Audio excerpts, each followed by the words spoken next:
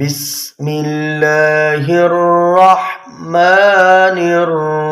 الرحيم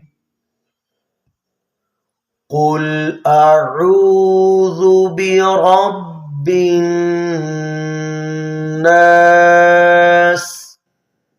ملك الناس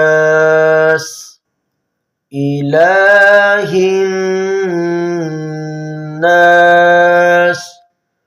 من شر الوسواس الخناس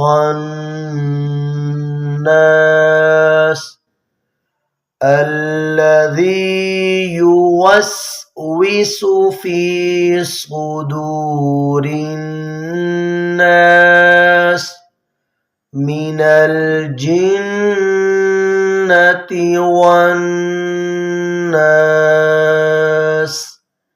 صدق الله العظيم.